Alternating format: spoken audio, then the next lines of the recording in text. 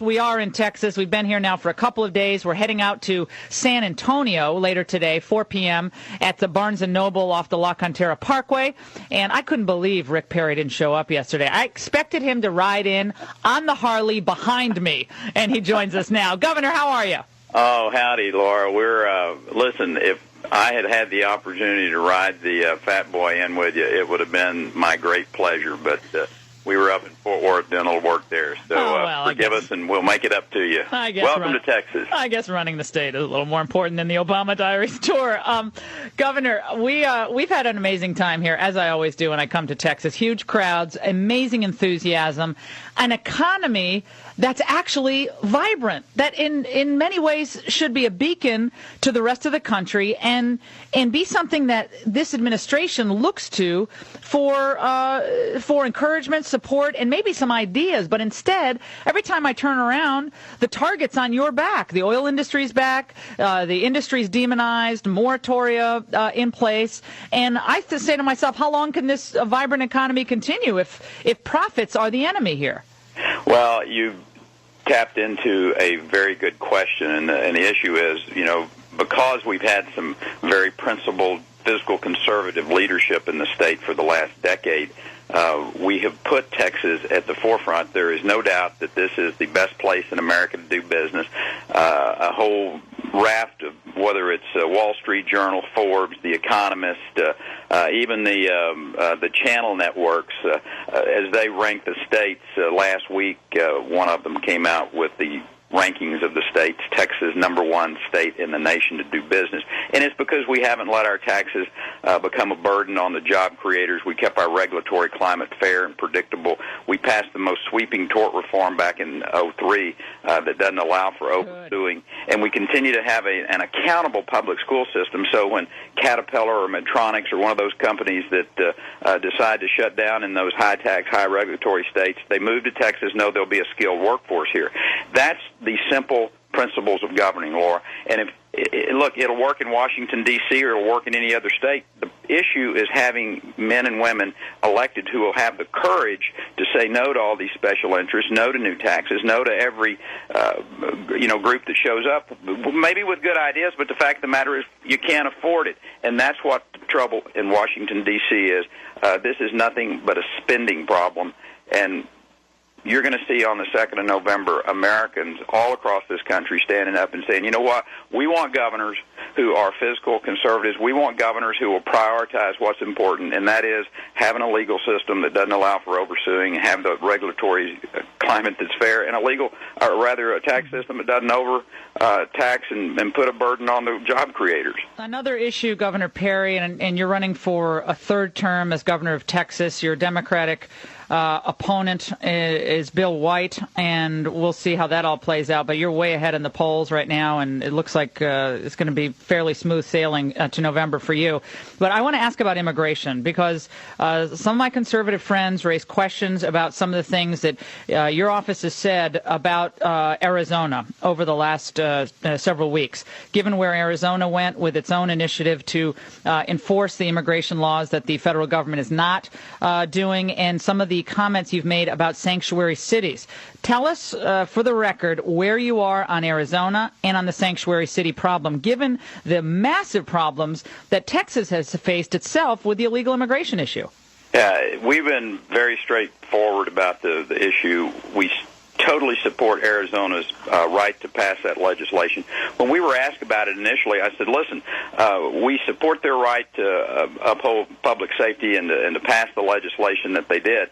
There were a couple of things in that piece of legislation that we didn't think was right for Texas. I'm against a prohibition, or I should say a provision in the bill that would allow citizens to sue police departments for failure to uphold the law. That just opens a whole new cause of action for lawsuits. And look, we've got a long history of opposing these new causes of action in the lawsuits. So I think what the mainstream media, they honed in on, we found one place where you don't agree. So, look, here's a conservative Republican governor. You're saying Rick Perry is not a squish on immigration, then? Hey, let me tell you, we have put $230 million on the border to secure it, and that's what you've got to be focused on. Listen, we can have all the discussion and debates that we want about immigration policy, immigration reform, but until you secure that border, it doesn't make any difference. If the border continues to be this porous place where the drug dealers have basically free. I mean, we're seeing bombs going off in Juarez. We saw the governor of Tamaulipas assassinated 2 weeks ago. It is a war zone down there, and we've got a federal government that seems to be disjointed or disengaged. Do they get it, Governor? They don't get it. They totally don't get it. You've got to secure the border first. They're sending 1,200 National Guard troops to the border in the next couple of weeks, and they say they're getting serious. They say they're doing more than the Bush administration ever did to enforce the law, and a lot of this is just overheated Republican talking points. This is an administration that loves to talk, but you don't see much action. And the fact of the matter is, it is an affront to those of us who live on this border. We got 1,200 miles of an 1,800-mile border here in Texas. They're sending 250 additional personnel to the border of Texas.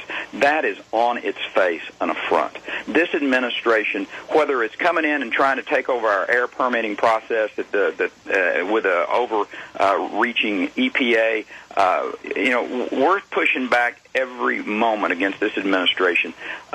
We continue to see them not addressing this issue of border security. Put the boots on the ground. We need 3,000 additional border patrol agents on our border with Mexico. Just in Texas, we need to see those Predator drones flying up and down, giving the support to the local. Governor, come on. We have a lot of drones out there. Unfortunately, they're elected officials who reside in Washington, D.C. Yeah, so well, we want the Predator drones that actually work, the ones that are in the sky giving good real-time information back to our law enforcement. They are out there flying them. They need to be giving us the support. Yeah, I mean, people don't understand this who haven't been down to the border, but the El Paso City Hall has literally been riddled with bullets from guns fired from Mexico.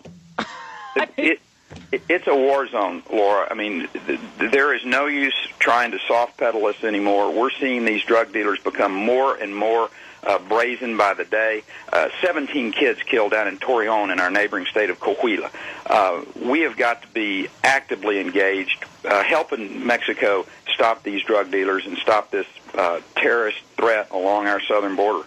Well, I didn't like the fact that Mexican governors and the Mexican president feel completely fine and say with impunity horrible things about states like Arizona. And then we have elected officials in this country who apparently agree more with Mexico than they do with the sovereign rights of states to defend their own borders.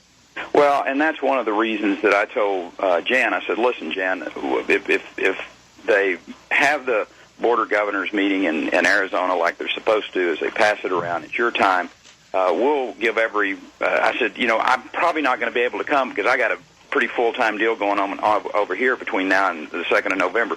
But the fact is, if they try to move it and make a political statement of it to California or to Mexico, you can bet I'm not going to be there. This politicizing the issue of border security, trying to make it a racist issue, as this president's trying to do, is an absolute affront to those of us who live along this border, who understand the importance of keeping the trade going, of being able to have a border that is thoughtfully secured, and then we can have a discussion about immigration policy at that particular point in time. But all they're interested in is running a political machine and the political rhetoric that we're seeing coming out of their mouths. Do you think the country, Governor Perry, given the Bush legacy and what's solidified in the minds of many Americans about Republican excesses and the second Bush term of spending and so forth, do you think America is ready for another president from Texas? I don't have any idea whether they're ready for a president from Texas, but they're ready for a president who's got some fiscal responsibility. They're ready for a person that will be a leader and go, America's great. America's great and America's working. The problem is Washington's broke. And the people all across this country. On November the 2nd, you're going to see the start of a massive movement that I think is going to last through 2012, putting fiscal conservatives back into place.